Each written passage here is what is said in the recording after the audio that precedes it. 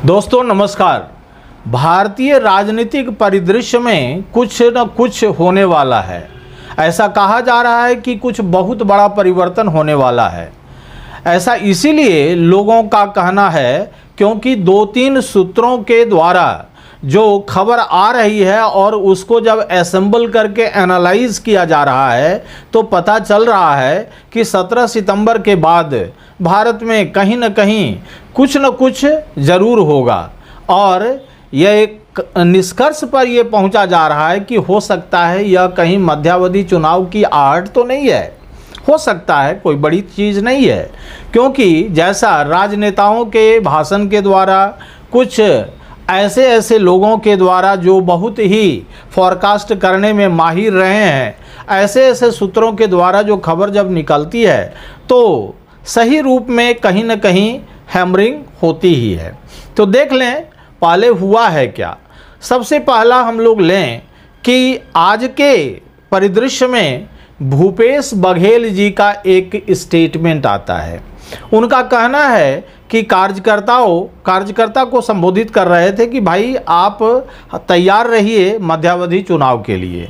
ऐसा इसलिए उन्होंने कहा कि देखिए कि महाराष्ट्र में जो फडणवीस जी हैं उनका कुर्सी डमाडोल होने जा रहा है। इसके बाद इधर योगी जी खुद भंवर में हैं।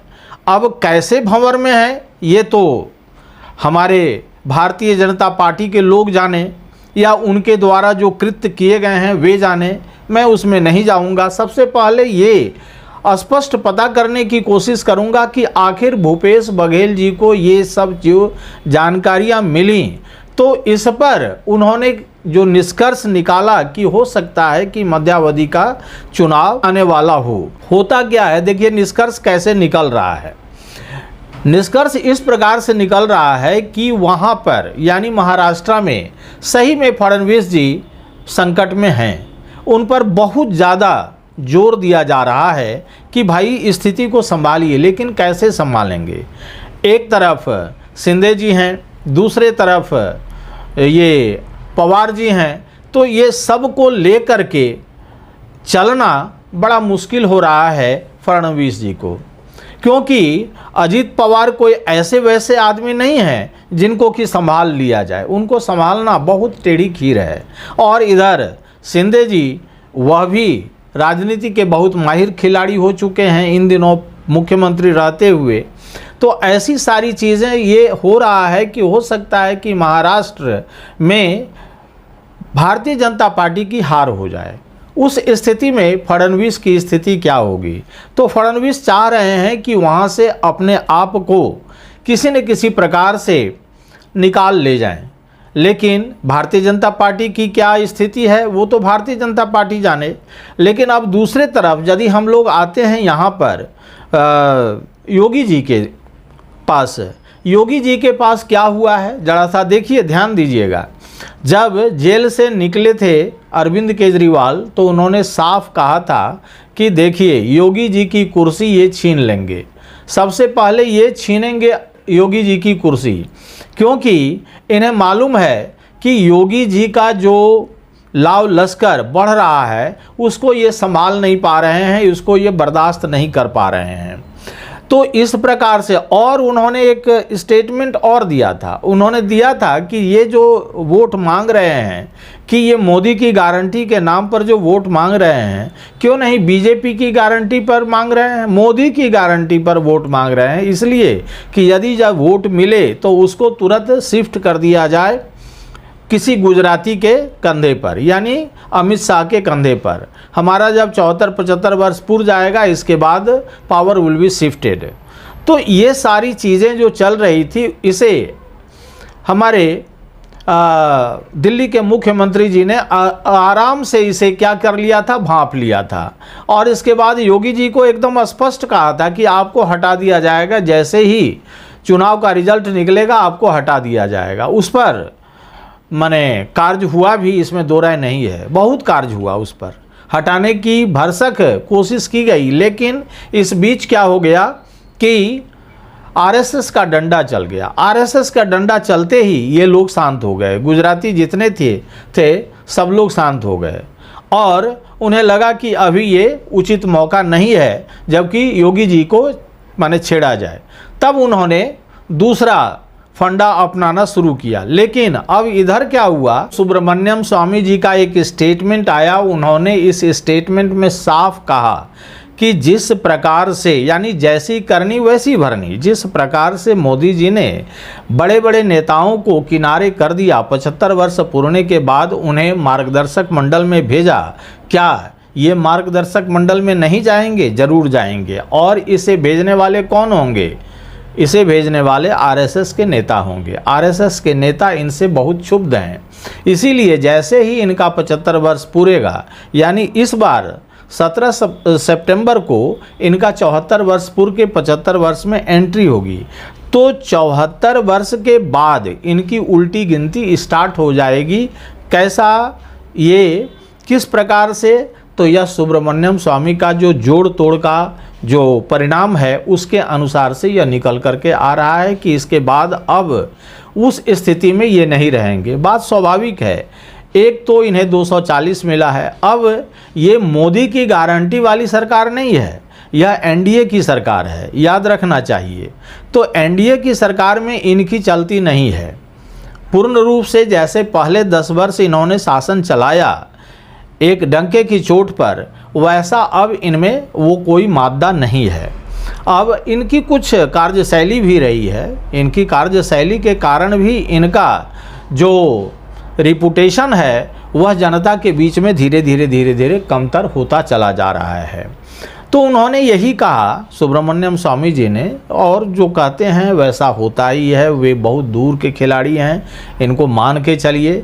तो उन्होंने ऐसा कहा कि ये भी जाने वाले हैं 74 के बाद, जैसे ही 75 में एंट्री करेंगे और 75 पूरने के साथ ही इनको यहाँ से हवा हवाई कर दिया जाएगा। देखिए, अब इसमें बात है कि यदि ये मजबूत रहते, सुन लीजिए, यदि ये मजबूत रहते तो इनको कोई हटा नहीं सकता था, कोई डिगा नहीं सकता था। लेकिन अभी जो जितने भी बिल आए लोकसभा में वो एक एक करके धराशायी होते चले गए, सब पर ये बैकफुट पर चले गए। मैंने इसके पहले ही वीडियो बना करके दिया है कि ये मोदी जी आज बैकफुट पर चले गए, और उसमें पूरा कारण मैंने बताया कि राहुल जी का माने स्ट्रेस था, उस पर भार था, उस पर दबाव था, उसके कारण ये बैकफुट पर चलते चले गए। ठीक है, तो अब बैकफुट पर जाने के बाद इन्हें कुछ न कुछ ऐसा करना चाहिए था ना कि उसका कम से कम पब्लिक में ये माने जाए, मैसेज जाए, उसको नैरेटिव इस प्रकार से गढ़ते कि हाँ भाई हम आपके लिए हैं। तो नहीं, आप जरा सा यहाँ समझिए, राहुल जी जब हिंदू वोट को तोड़ सकते हैं तो ये मोदी जी क्यों नहीं हिंदू वोट को जोड़ सकते हैं?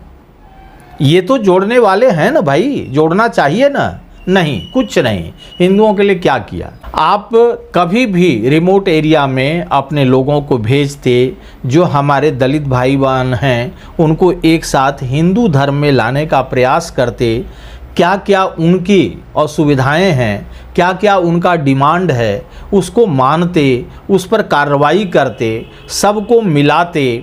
हमारे जो दूसरे लोग हैं, जो ओबीसी के लोग हैं, एसटी क्लास के लोग हैं, सबको हिंदू धर्म के मुख्य धारा में लाने के लिए सरकार कुछ नहीं कर सकती है?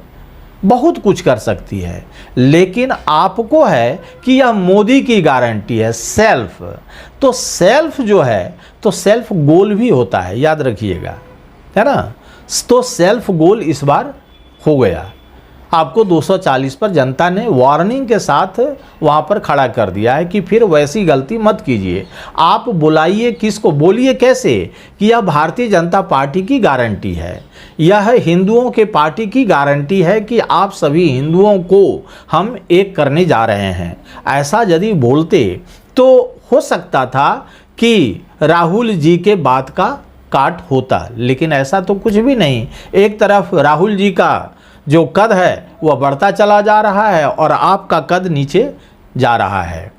वह कहाँ से अभी विपक्षी दल के नेता हो गए, प्रतिपक्ष के नेता हो गए। अब इसके बाद फिर एक ही कुर्सी न बची हुई है, सत्ता पक्ष की कुर्सी, वह भी आ जाएगी, नो डाउट वह भी आएगी। यदि आपका यही आचरण, मोदी जी का यही आचरण रहा तो इसमें आने में दो राय नहीं है। अभी भी आपके पास समय है हिंदू वोट को कंसोलिडेट करने का, और उसके लिए आपको अपने कार्यकर्ताओं को और सभी लोगों को एक माने छत के नीचे सबको एकत्रित करके सबको बताना और हिंदू धर्म में इन्हें बड़े मजबूती के साथ लाना, जिससे कि ये सभी हिंदू लोग कंसोलिडेट हो करके आपको वोट दे सकें। या आप रहें या दूसरे लोग कोई भी रहें, बीजेपी को आप नहीं, मोदी की गारंटी मत कहिए, बीजेपी की गारंटी क्यों नहीं कहते हैं, नहीं होगा। तो इस प्रकार से आपने जो सेल्फ सेंटर्ड है ना एरिया बनाने की कोशिश की, इससे क्या हुआ, इससे लोगों में भ्रम की स्थिति बनी, और ये भ्रम की स्थिति हो सकता है कि आगे आने वाले समय में ठीक जैसे ही 75 आपका पूरेगा या पुरने वाला होगा, उसके पहले ही घंटी बज जाएगी और मध्यावधि चुनाव हो जाएगा। उसमें अब कौन विजयी होगा कौन विजयी नहीं होगा यह तो हम लोग यहाँ नहीं कह सकते हैं, लेकिन यदि हिंदू वोटों को कंसोलिडेट नहीं किया गया तो आप धराशायी हो जाइएगा। दूसरी ओर उधर एक कौम है जो हर तरह से माने टैक्टिकल वोटिंग करके किसी को भी, चाहे वह कोई भी हो, क्यों नहीं कुछ हो, उसको जिता देगा। और इसके बाद हिंदुओं के वोट को यदि काट दिया जाएगा तो वह भी उसमें सम्मिलित हो जाएगा और उधर उनकी विजय हो जाएगी। तो इसलिए कोई बहुत बड़ी चीज़ नहीं है इसमें वोट का इधर से उधर होना। यदि इस बार के यदि वोट को यदि हम लोग देखें तो क्या कहा जा सकता है कि वोट में अंतर मुश्किल से 1500 2000 इसी प्रकार का अंतर हुआ है, बहुत से मैक्सिमम जगहों पर यही हुआ है। तो उसको 1000 को बदलने में कितना समय लगेगा, यही दिक्कत है। इसीलिए यहाँ मोदी की गारंटी पर चलना बंद होना चाहिए। क्या होना चाहिए, यह बीजेपी की गारंटी है, यह देश की गारंटी है, यह देश की गारंटी है। Why not country, why only you. तो ये सारी चीज़ें हैं, इस पर जाना चाहिए।